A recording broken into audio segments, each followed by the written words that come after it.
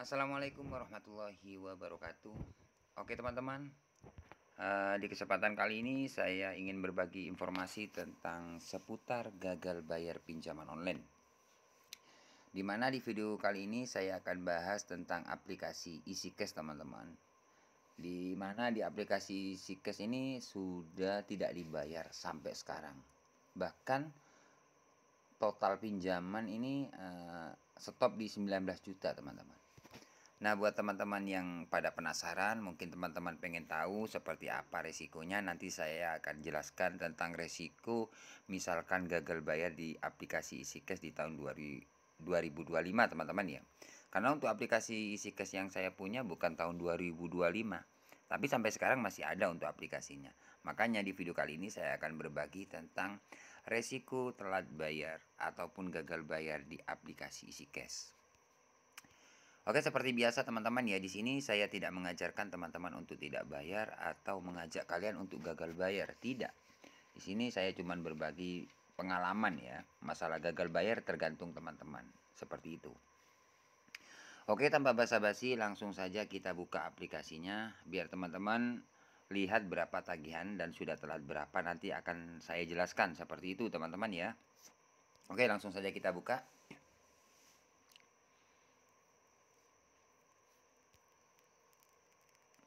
Oke, nah di sini teman-teman ya. Nah, ini ada pembaruan kayaknya ya. Oke, tampilannya kayak gini sekarang teman-teman ya. Nah, untuk aplikasi EasyCash ternyata ada pembaruan. Oke. Nah, di sini teman-teman bisa lihat total pengembalian. Jadi sudah ada total pengembalian 19.140.000 sekian-sekian. Sudah terlambat 874 hari. Artinya ini sih sudah lewat 3 tahun lah ya, kurang lebih 3 tahun tidak dibayar di aplikasi EasyCash ini. Oke, kita coba cek tagihan. Oke, nah di sini teman-teman, ini ada berapa cicilan? 1, 2, 3, 4, 5. Ada sekitar 5 cicilan. Ini sudah stop ya di angka 19 juta. Nah, jadi buat teman-teman yang masih belum tahu, mungkin teman-teman ada yang telat 1 hari atau 2 hari atau 1 bulan, 2 bulan. Ya mungkin teman-teman ada yang penasaran, Bang. Untuk aplikasi EasyCash misalkan nggak dibayar, itu bunganya kan setiap hari bertambah, sudah otomatis di aplikasinya. Itu stopnya sampai kapan? Dan berapa bunganya? Kan banyak teman-teman yang masih belum paham tentang bunga dan stopnya di angka berapa nantinya. Oke, saya jelaskan teman-teman ya. Jadi misalkan teman-teman telat bayar di aplikasi EasyCash lah ya. Itu kurang lebihnya ya. Ini sesuai pengalaman yang saya tahu. Jadi kalau teman-teman masih belum bayar 1 bulan, 2 bulan, itu untuk bunga itu tetap berjalan. Setiap hari akan bertambah. Besar kecilnya tergantung berapa besar cicilan kalian, seperti itu. Nah, biasanya pinjaman online itu stopnya, misalkan kalian ya cicilan yang pertama kayak gini kan. Ini 4.900 sekian-sekian. Nah, misalkan kalian masih belum bayar 1 bulan atau 2 bulan, itu masih tetap berjalan tiap hari. Nah, baru stopnya itu biasanya ya, soalnya banyak aplikasi pinjaman online yang 2 bulan masih tetap berjalan, bahkan sampai 3 bulan. Nah, jadi berjalannya itu ada yang stop 2 bulan, ada yang stop sampai 3 bulan. Kalau sudah lewat 3 bulan lebih, 3 bulan ke atas, itu nggak bakalan nambah lagi untuk bunga. Itu percicilan seperti itu ya. Perpinjaman, kurang lebihnya seperti itu. Jadi kalau teman-teman masih telah 1 minggu, 2 minggu, itu masih tetap berjalan sesuai besar kecilnya pinjaman kalian untuk bunga, seperti itu. Kalau yang saya punya ini baru stop di 19 juta total keseluruhan. Kalau pinjaman awal, seingat saya ya, kalau teman-teman cek video-video saya tentang EasyCash ini, karena untuk aplikasi EasyCash ini selalu saya update terus ya, mulai dari telat 1 minggu bahkan sampai sekarang selalu saya update. Itu kalau nggak salah sekitar 10 juta atau 11 jutaan lah ya, sampai mencapai 19 juta. Tapi tenang sih teman-teman, kalau teman-teman pengen bayar, misalkan kalian mau bayar ini 19 juta, itu dapat tawaran ya, waktu itu dapat tawaran disuruh bayar pokoknya saja, untuk bunganya dihapus 100%, seperti itu. Oke, sudah jelas teman-teman ya. Nah, kemudian Bang, resikonya seperti apa? Untuk resikonya kalau teman-teman telat bayar, ya, telat bayar di aplikasi SIKES. Yang pertama-tama teman-teman sudah pasti akan dihubungi ya, di WA setiap hari. karena kalian pinjam online. Jadi ditagihnya itu lewat online, lewat telepon, lewat WA tiap hari. Ya apalagi teman-teman masih telat 1 minggu, 2 minggu, itu masih gencar-gencarnya kalian di WA, di telepon. Bahkan ada sebagian yang telat bayar itu ada yang nagih tapi tidak menyebutin nama aplikasinya. Ya, ada yang diancam sebar data, data mau disalahgunakan. Nah, seperti itu biasanya kalau kalian telat bayar di pinjaman online. Tapi dia tidak menyebutkan nama aplikasinya dari mana.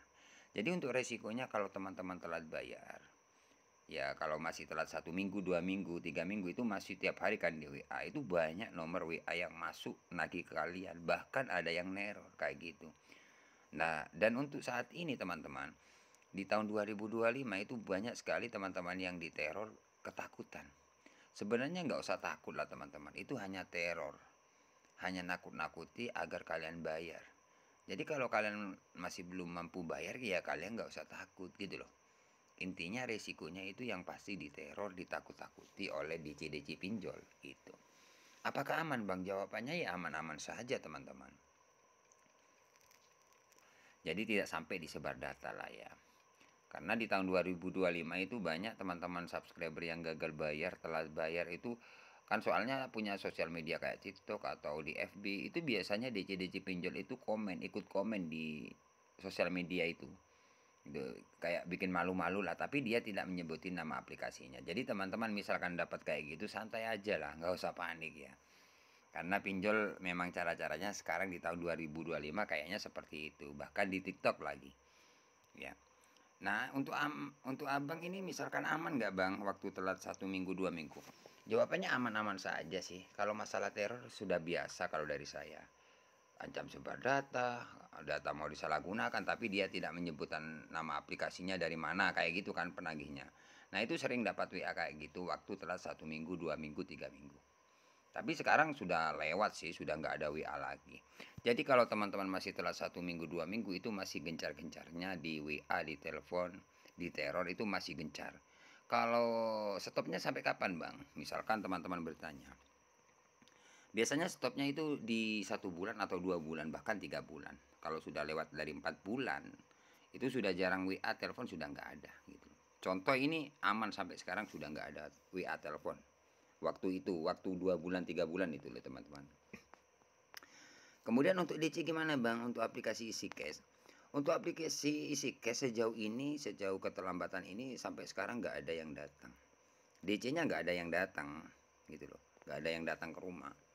Nggak ada. Tapi kalau sekarang diinformasi di tahun 2025, apakah ada DC lapangannya? Kalau untuk DC lapangan ya kurang lebihnya teman-teman itu hanya daerah Jabotabek ya, kurang lebihnya seperti itu untuk DC-nya. Ya, untuk DC-nya teman-teman, itu kalaupun ada itu daerah Jabotabek aja. Tapi kalau di luar Jabotabek, insya Allah nggak ada ya. Karena setiap hari itu banyak teman-teman subscriber yang WA saya itu yang gagal bayar itu banyak. Bang gimana bang, saya sudah dapat WA, katanya DC mau datang, tapi nyatanya nggak ada yang didatangi gitu loh. Cuman gertak-gertak aja, seperti itu teman-teman ya. Jadi informasi di tahun 2025 untuk DC lapangan isi cash itu mungkin itu di kalaupun ada ya itu daerah Jabotabek aja. Tapi sejauh ini nggak ada ya. Salah satu subscriber saya yang sharing sama saya itu nggak ada yang didatangi gitu loh. Cuman pertanyaan aja, gimana bang, ada nggak sampai didatangi, seperti itu ya. Kalau dari saya pribadi sih, kalau memang ada mungkin daerah Jabotabek aja. Itu aja sih teman-teman. Oke. Jadi seperti itulah informasi yang saya bisa infokan buat teman-teman ya. Jangan lupa like, komen, dan subscribe. Tunggu updatean terbaru dari channel Markas Pinjol. Bye bye.